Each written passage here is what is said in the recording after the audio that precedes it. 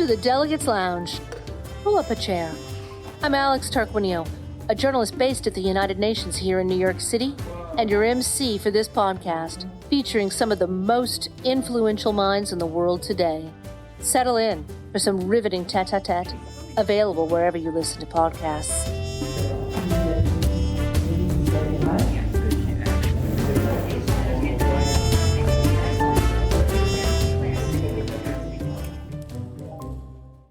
Welcome back to the second day of our continuing coverage of the United Nations High-Level Week at the UN headquarters in New York. Here at the Delegates Lounge, we're interviewing several of the foreign ministers and other senior diplomats who are here with the world leaders taking their turns at the rostrum in the General Assembly Hall. Today, we're pleased to bring you our exclusive interview with the Minister of Foreign Affairs of the Republic of Estonia, Margus Tsahkna. He became the Baltic nation's foreign minister in April of last year, and previously served as defense minister. Join us for insights from one of the key voices shaping global diplomacy and artificial intelligence. Estonia is poised to chair the Freedom Online Coalition, an intergovernmental group aimed at prioritizing online transparency. As a recognized leader in digital innovation and cybersecurity, Estonia will prioritize ensuring that artificial intelligence upholds human rights. We also spoke about the Pact for the Future, a wide-ranging policy document that had the support of the vast majority of the UN member states when it was adopted by consensus on Sunday. However, Russia and a handful of others objected. If you'd like to learn more about this, I covered it in an article that I wrote for Foreign Policy that I'll include in the show notes. And we spoke about the widening conflicts in the Middle East and, of course, Ukraine. Here's our conversation.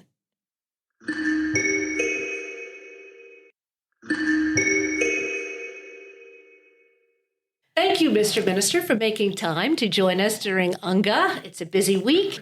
Obviously, the Pact for the Future passed by consensus, but not unanimously. It was a little contentious at the end with the last-minute Russian amendment, which went nowhere.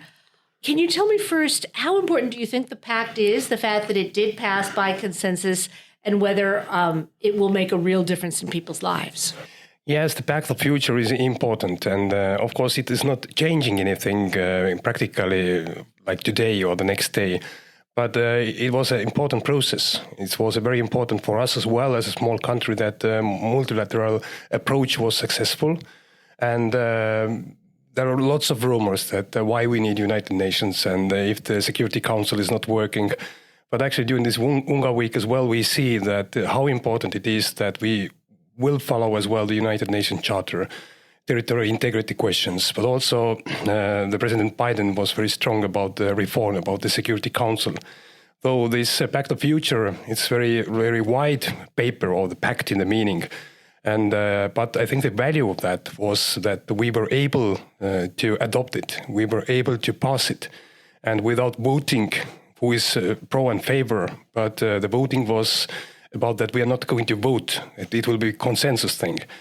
And the other thing, I think it was very clear who were against that, who wanted to stop it. And it was guided by Russia. So for us as a small country, a neighboring country of Russia, and also as a front runners for fighting against Russian aggression and for the territorial integrity, it was very important that Russia was not successful of ruining this process.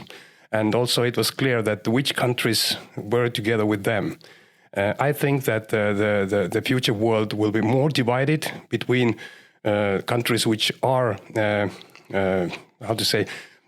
understanding the importance of the United Nations Charter. We agreed actually after the Second World War, international law, the rule-based world, and who are against that very clearly. And I think that Russia actually made a great damage for themselves, because it was a great majority. It was all the countries, all different continent, bigger and smaller countries who were in favor of this future pact. Actually, that was very interesting because Russia has been trying to woo parts of the global south, as we know, the last couple of years, as it's been isolated since its full-scale invasion of Ukraine. And it seemed to take a real step back because the Pact of the Future is very popular with the Global South Pact Exactly. for the future to succeed. Yeah, but it is a good sign that this United Nations Charter as a principle, also the common understanding that we need to cooperate, we need to find the common path, we need to find consensus about the future. This is, as you said as well, more popular amongst all the different parts of the world, for the smaller countries, for bigger countries. But also I think that there are some practical values as well as using AI, that we are going to deal with that. Estonia is a digitalized country, really. We are a digital nation in the meaning, and we have already this AI strategy in place. But good thing is that we are not avoiding that. We are not just hiding it somewhere, because it will be a part of our lives. It will affect all of us as a humanity as well, the human rights, everything. And we agree to deal with that. And this is something big, I think. Well, actually, there are many things in the pact. I should explain to listeners. There's climate change, Security Council reform, international financial structure reform. But one of the most important things is AI. In fact, an entire part of the pact is about the digital transformation. And Estonia has been a real leader on this. And I know Estonia is in the Freedom Online Coalition. And you have a lot of concern about your psychological defense plan for the use of disinformation, but now AI-aided disinformation. But on the other hand, you have to balance this with freedom of speech and freedom of information. So how do you, as Estonia's representative on this coalition, how do you see that balance between AI's use for good and freedom of speech versus the psychological defense you're having to do against disinformation? Exactly. AI has come. It never leaves. But be honest, nobody knows the limits of that. So we need to deal with that. We don't have to say that it doesn't happen. It is happening right now already.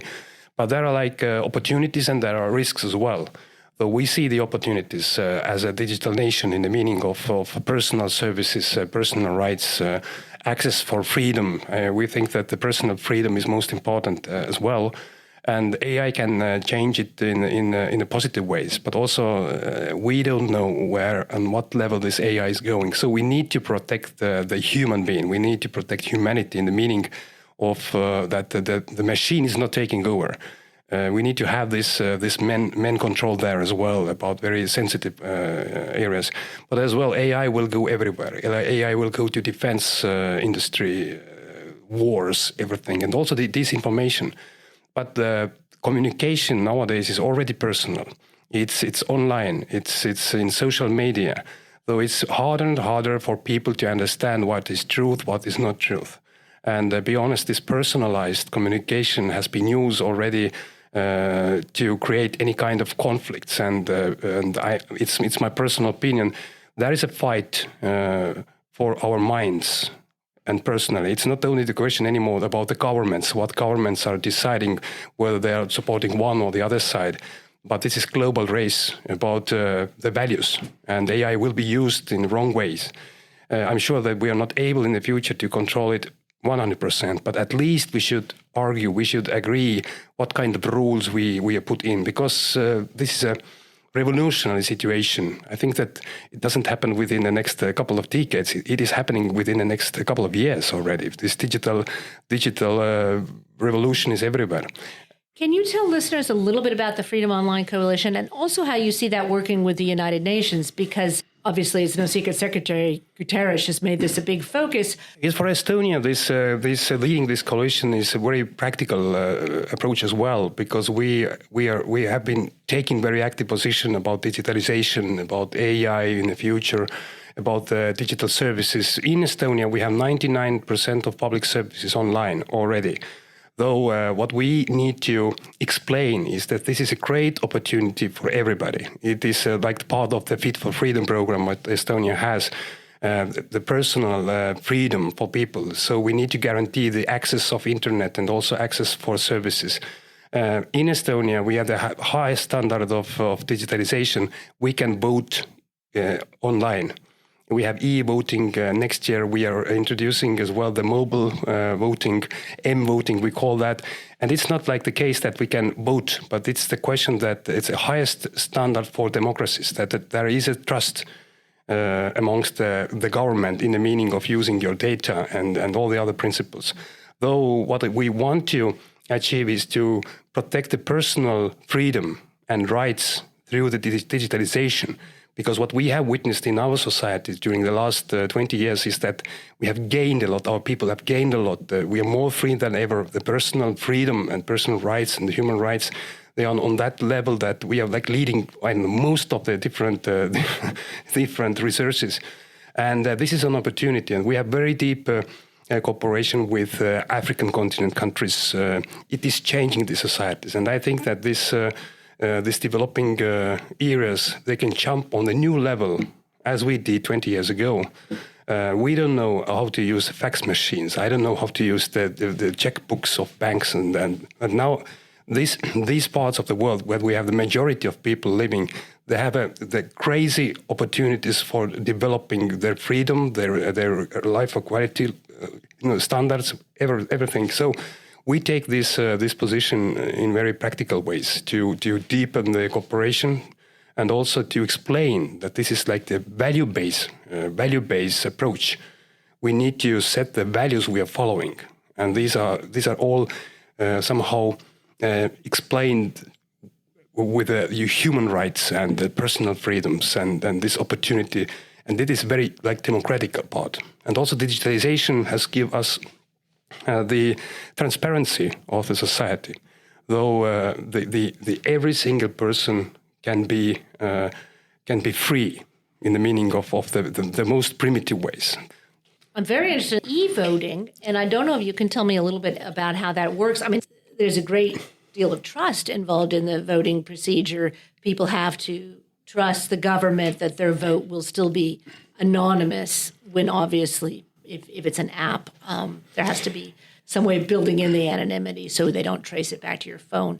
Exactly. We have had these debates already 20 years ago. We have e-votings already more than 20 years in Estonia. And you're totally right. It's not the technological approach. It's a question of trust, whether people they trust the government or not.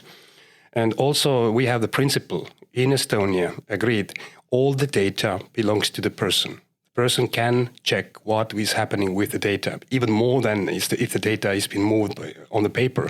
You never know who is watching and what is happening. This is totally the other way around, and I think that this is the highest risk to make this kind of reforms. But we were succeeding 20 years ago, and the other part is the cyber attacks, the hybrid attacks. So Estonia is constantly under hybrid and cyber attacks. We have like more than 20, maybe 40 attacks per 24 hours.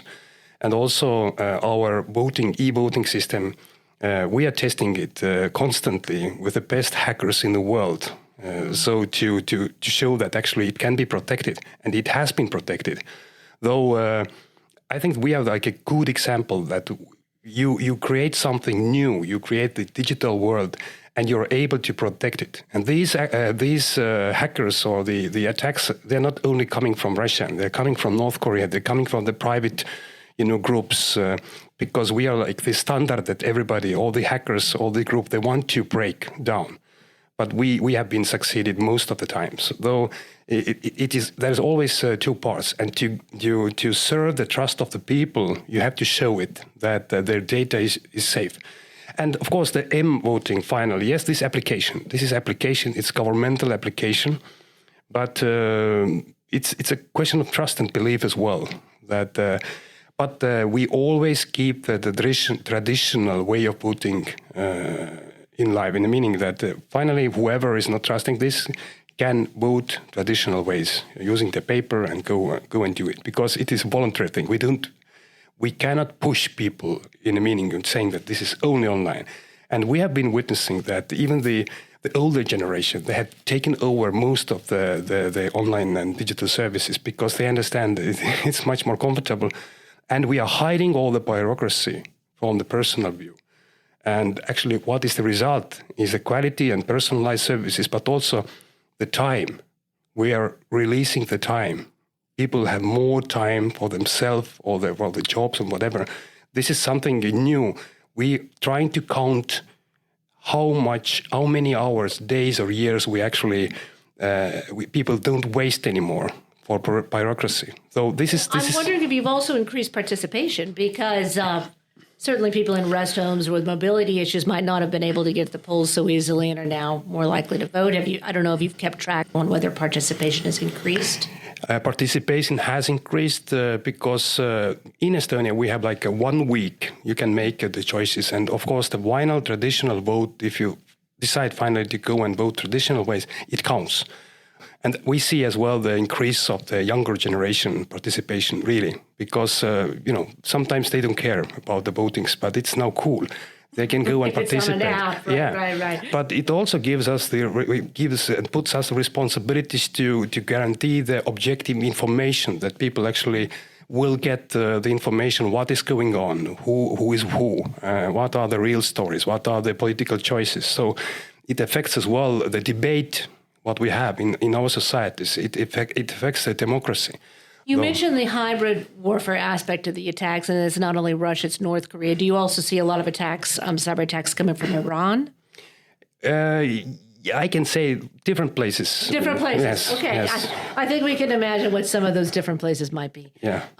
And speaking of hybrid attacks, I also wanted to ask you about the hybrid use of immigration, which we saw a lot the height of the Syrian conflict, and now with growing violence we're seeing in the Middle East. Are you prepared perhaps for more of that? Yes, as a neighboring country and border country with Russia, we have witnessed during the last 2.5 or 3 years heavy attacks, though we have changed as well our policies.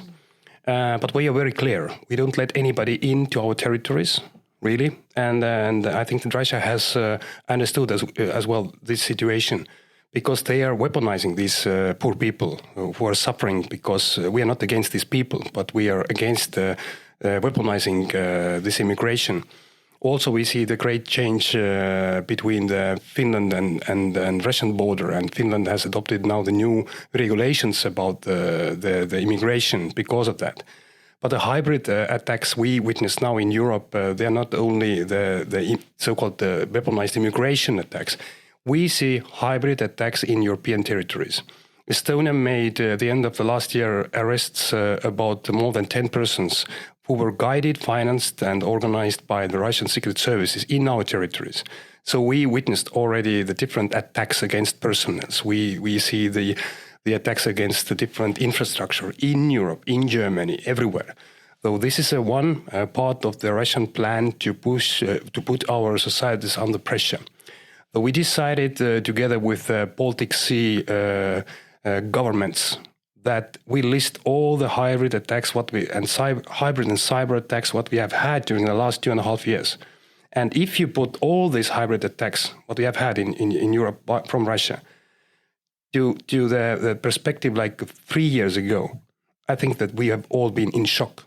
So what Russia is doing, they are pushing us. They are testing our limits. They want to tire our societies. So actually the hybrid, I'm not calling it war, but hybrid actions are there already. It's a part of the Russian aggression behavior. So this is something what we do. We do it publicly. We publish everything what we do and what we know, not to panic, but just to show the people that actually we are able to fight back. So this is a new level of aggression. It's not like a classical military aggression, but it is psychological hybrid action, and we never know what is exactly going to happen next time. I don't know if Estonia uses this expression. Many countries, when they express their support for Ukraine, often say they're with Ukraine as long as it takes. And I have to admit, I don't know if your government uses that expression. Not anymore. Until Ukraine wins. What is it? It is actually that we need to push Russia back to Russia. We are not dealing Russia in Russia, though, and it's not only the question of Ukraine. It's a question of the security in Europe. It's a question of accountability. It's a question about the United Nations Charter, the international law. Though this is not only the military operation. Of course, the most rapid thing is to give Ukraine what they need to take down the restrictions what we have put, or not we, actually Estonia has been always in the position that Ukraine has a right to fight back based on the international law also in territories of Russia. Though I do hope that restrictions will be removed, that actually Ukraine can fight. But also, and to be clear, most of those restrictions are by the United States and Germany. Yes. I mean, they're the large weapon suppliers, are the largest to Ukraine, but they've also put restrictions on using those in Russia. So you feel that it's time to lift all those restrictions? Yeah, it has time already 2.5 years ago. But I do hope that this political decision of US will happen soon. It's not me to say what the US must do or not, but our position has been from the beginning that Ukraine has all the rights to use the weapons also targeting in the territory of Russia. Though, and I do hope that President Zelensky's victory plan, which will be released within the next couple of days, will be successful in the meaning. I think that he is not going to ask anything new. I think that there will be the idea about the restrictions, about military support, about investments to the economy and also energy system, because winter is coming. And actually, we had a meeting with the G7 plus countries about this. And also, I think that invitation to NATO as a guarantee for the future security will be there. I do hope that it will happen, because we have been witnessing during the last 2 decades that the gray areas or the neutrality zones in the neighboring countries of Russia, it has been only the green light for Putin to go in. The only security guarantee which will work is the full membership of NATO. And it's like not only for Ukraine, but the other way around. In our region, I think in the future, Ukraine will play the huge role to secure our military security as well. What do you think is prompting some allies and partners of Ukraine to hold back in some ways? And I know, obviously, you're not a mind reader, but is the reluctance primarily due to a fear of escalation? Or do you think there are certain red lines because they're actually concerned what might happen if there's a change? They're very used to Putin. He's been there a long time. What is your sense on it as a neighbor on, are you concerned about what might come next if the Ukraine situation I think there is like two mental problems, I can say. One is a fear of escalation, and Putin is using that. But he's not reliable anymore, because I remember when we gave in the beginning of Russian aggression the howitzers, then Putin said that now there will be an escalation. Now we'll give the fighters and the tanks and long-range missiles and everything. And Putin is afraid of NATO. Putin is afraid of this kind of escalation, but he's using, nuclear escalation. We don't believe it will happen. We don't believe it will happen because Putin is afraid what if he's going to use it, because he's going to be totally alone. I'm sure that China and all the other countries will be very, very, very concrete with that. So the fear of escalation is written into some minds. The second is that some bigger countries, they are afraid of if Russia loses. And it's the same mental position as we witnessed in 1991 when the Soviet Union collapsed. Iceland, the small country, was the first country to recognize Estonian independence in 1991, and then all the others came. But I remember even that we were told that maybe it's not a good idea, get totally free country. Maybe it's enough. Let's have like some period there. But it's like some countries are afraid if Russia will lose the war. But we say that Russia must lose and can lose the war. Otherwise, the aggression will come again, maybe not in Ukraine, some other places. And we are the neighboring country. Though Russia will remain a threat in the future as well, whether Putin is in Kremlin or not. So I don't see the quick change now in Russia. Of course, we would like to see the democratic, normal country as Russia, as a neighboring country. But this is a regime thing. It's not only Putin. And that is Russian people must deal with themselves. So we are not dealing what is happening in Russia, but we need to push Russia back to Russia. And we need to establish these accountability questions as well. The aggression the aggression crimes is a leadership crimes. So we need a special tribunal, international special tribunal of that. We were able to finish the last conflict in proper way, and it was the Second World War with the Nuremberg process. And all the next conflicts where the Western part has been participating, we don't know exactly how it ended, with what it ended, and this is like the bad thing. We need to finish this aggression and with a high price for Russia and a good example for everybody, that territorial integrity is there, accountability is there, and responsibility of the leadership is there. Tell us how you define Ukraine winning and Russia losing. I'm defining that there cannot be any peace negotiations or peace plans without Ukraine. There cannot any peace processes in Europe without Europe. So the idea that the Brazil or China or whoever is going to put place the peace or the security architecture in Europe, this is nonsense. Because Ukraine must be part of that, Europe must be part of that, and then we declare together on the conditions that yes, this is the win or this is peace, but it must be just and long-lasting peace.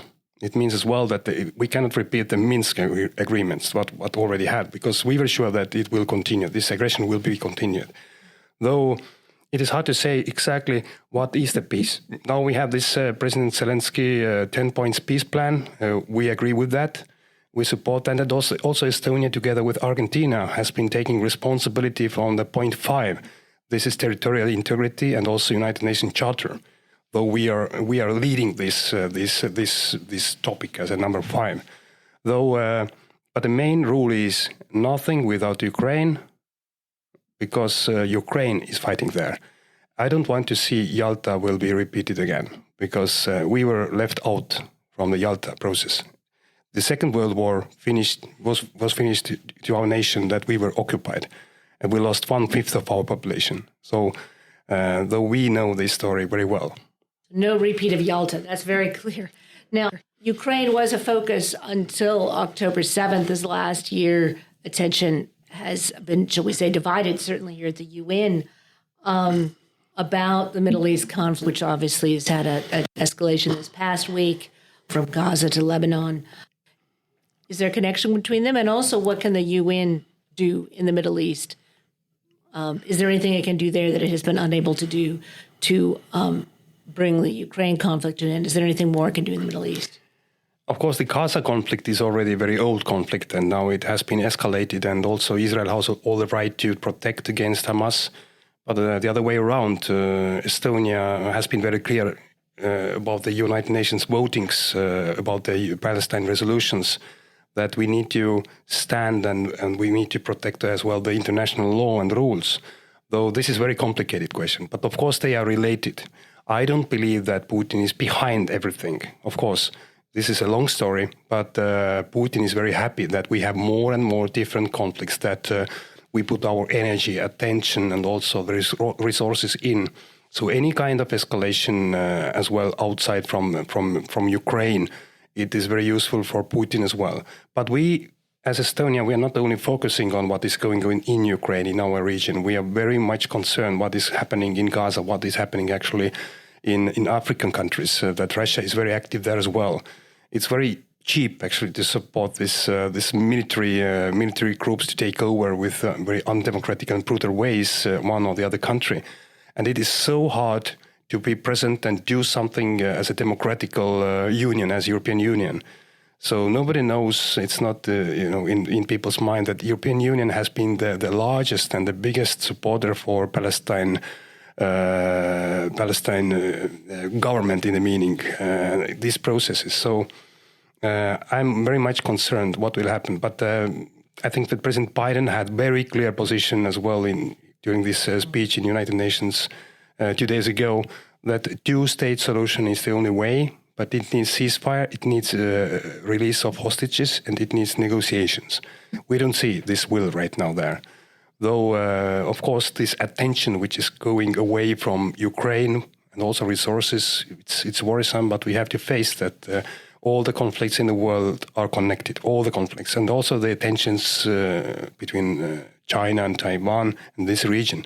So we as a small country, we use this week of UNGA to reach these countries we never normally meet, to explain that we are paying attention to what is going on there as well, but also explaining what is happening in Europe, what is happening in Ukraine, and what is the cost if we are not supporting Ukraine.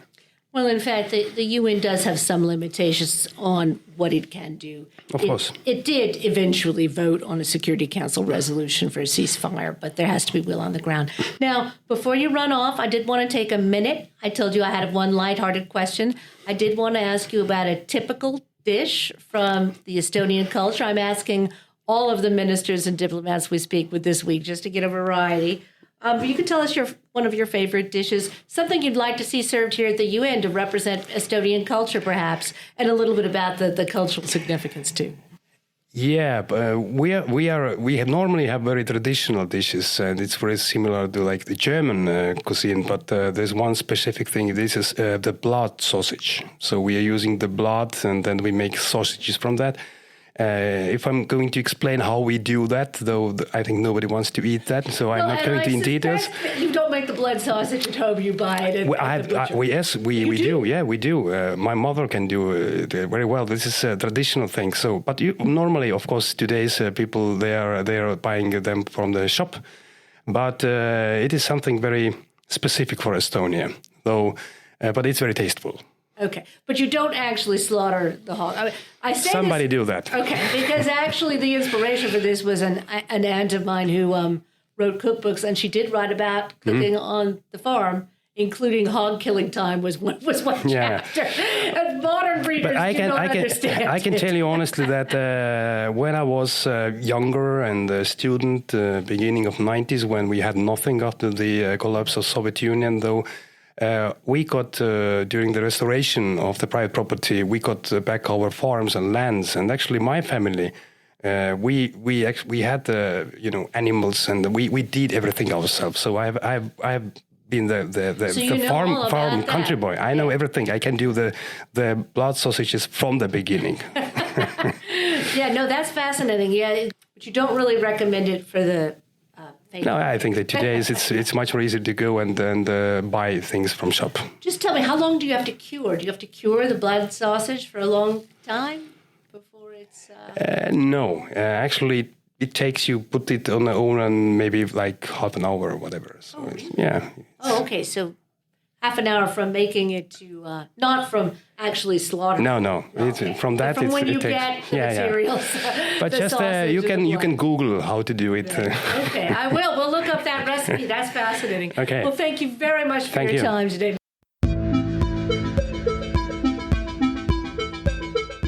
And that's it from the Delegates Lounge. We'd like to thank our esteemed guests who've graciously allowed us to share their hard-earned insights into what really matters. And then there's you, our listeners, who we hope are sufficiently edified to clamour for more of the same. Do drop in for a weekly episode on Thursday or from time to time if we're on the road for special events, in which case there'll be a bonus episode. Subscribe wherever you listen to podcasts. And if you like what you've heard, please take a moment to rate or review the show, as it helps others who share your abiding interest in world affairs to find their way to the Delegates Lounge. You can connect with us on many popular social media platforms or reach out to us directly at info@delegateslounge.com. We're a small team, so we can't respond to every message, but we will read them. Our show this week was written and produced by the host and by yours truly, executive producer Frank Radford. Until next time, keep calm and curious.